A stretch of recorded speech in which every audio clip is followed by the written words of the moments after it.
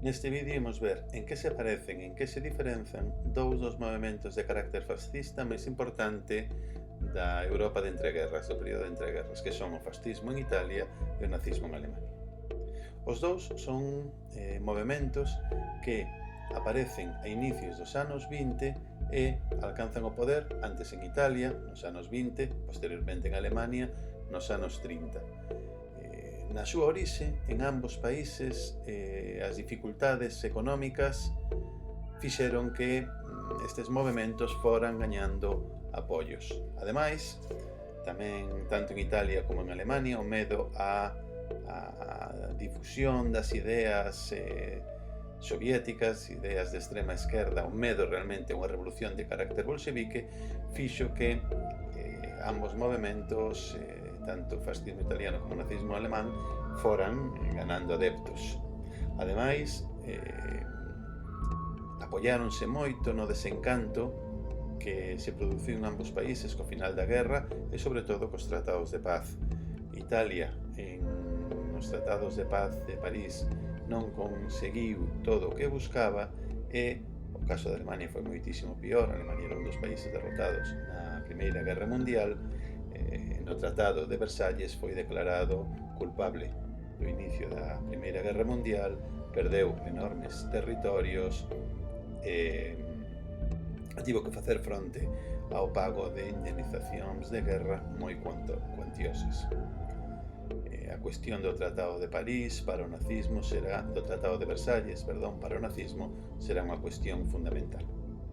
Ambas son dictaduras autoritarias, antidemocráticas e antiliberais, basadas en ambos casos en líderes de carácter cuasi mesiánico, Benito Mussolini en Italia e Adolf Hitler en Alemania, con partidos fascistas moi potentes, o Partido Nacional Fascista en Italia e o Partido Nacional Socialista Obreiro Alemán, o Partido Nazi en Alemania, foron maquinarias que controlaron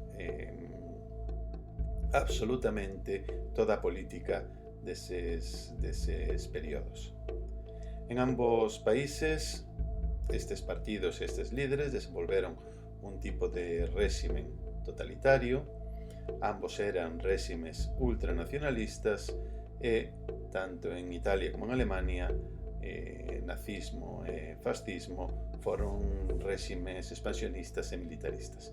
Nestas 4 características non vamos centrarnos moito, xa que falamos delas nun vídeo anterior, pero sí que imos resaltar algunhas cuestións con respecto a estas características que fan que aparezan as primeiras diferenzas entre fascismo e nazismo. Con respecto ao totalitarismo, o uso da forza e o adoutrinamento era común a ambos países, pero no caso alemán é moi significativa a aparición dunha potentísima maquinaria de propaganda que estaba a cargo desta figura que vemos aquí, que é Joseph Goebbels, que conseguiu estender as ideas nazis dunha forma moito máis marcada que o fascismo en Italia. Os dous eran réximes ultranacionalistas e outras características do fascismo, pero tamén era un tipo de nacionalismo diferente.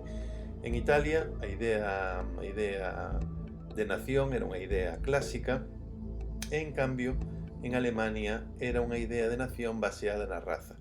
Buscaban unificar baixo un imperio, o Reich, a todos os habitantes de raza aria e de fala alemana. Isto é unha diferencia moi importante. Decíamos que os dous eran réximes expansionistas, pero tamén un tipo de expansionismo diferente. O colonialismo italiano é un colonialismo clásico, desenvolveuse fundamentalmente en África.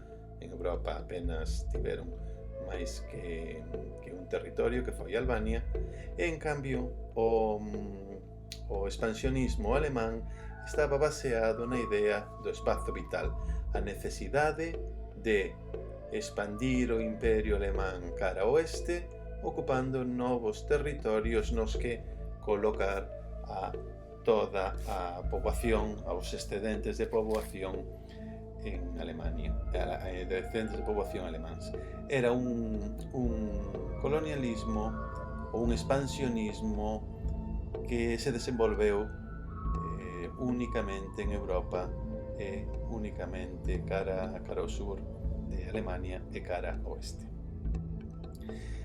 Ademais destas pequenas cuestións de matriz, hai dúas grandes diferenzas entre fascismo e nazismo, ou dúas características do nazismo que non existían en Italia. Son a idea de superioridade da raza aria e o antisemitismo.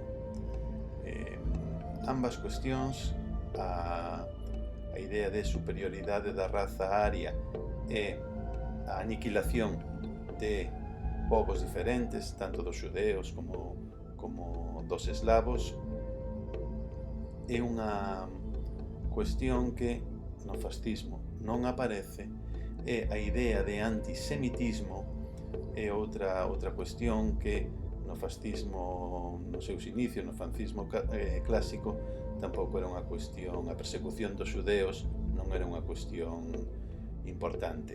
Ademais dos xudeos, temos que lembrar que xitanos, eslavos, homosexuais, xente con problemas mentais, pois tamén foron perseguidos e aniquilados polo réximen nazi.